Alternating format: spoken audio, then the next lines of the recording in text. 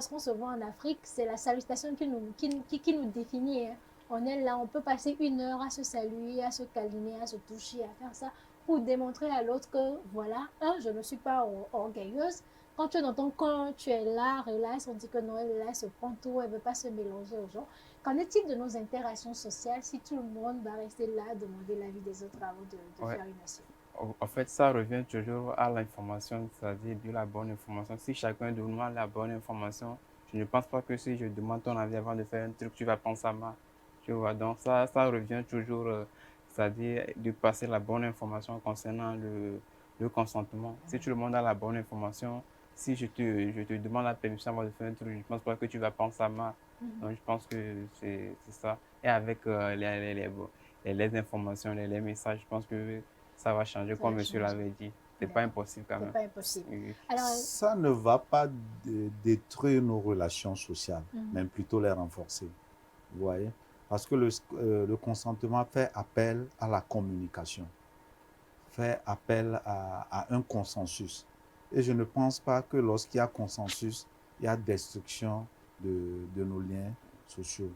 Avant de te saluer, bonjour, je n'ai pas forcément besoin de te demander est-ce que je dois te saluer Oui. bonjour. Mais je venais de donner un exemple. Si je te tends la main et que tu ne fais pas le geste et que je te tiens de force, ça voudrait dire que c'est un harcèlement. Mais si je veux te saluer avec une certaine, je ne sais pas, particularité, je dois pouvoir demander ton avis parce que ce n'est pas une salutation ordinaire. Il faut que j'adhère avant de pouvoir te saluer de cette manière. Demander si tu l'apprécies afin de savoir si tu l'apprécies ou pas.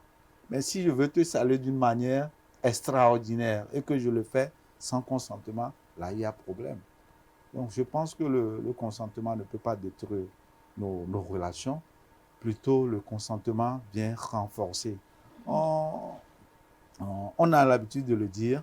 Et il y a un proverbe qui dit qui fait quelque chose pour moi, sans moi, mais contre moi. est contre moi. Ça voudrait dire que qui fait quelque chose sans mon consentement le fait contre moi. Ce dicton parle de consentement. Le consentement est à plusieurs degrés. Et tu venais de me demander comment. Pour, pour inclure même cette notion de consentement, la TBF a décidé d'intégrer les jeunes au cœur de leur programme. Les jeunes sont la cible de nos projets, mais ils ne se limitent pas en tant que cible. Ils sont des acteurs, ils participent depuis la conception de nos projets jusqu'à la mise en œuvre en passant par le suivi et l'évaluation. Donc, c'est une manière d'avoir le consentement des jeunes avant même d'élaborer les projets les concernant. Voilà.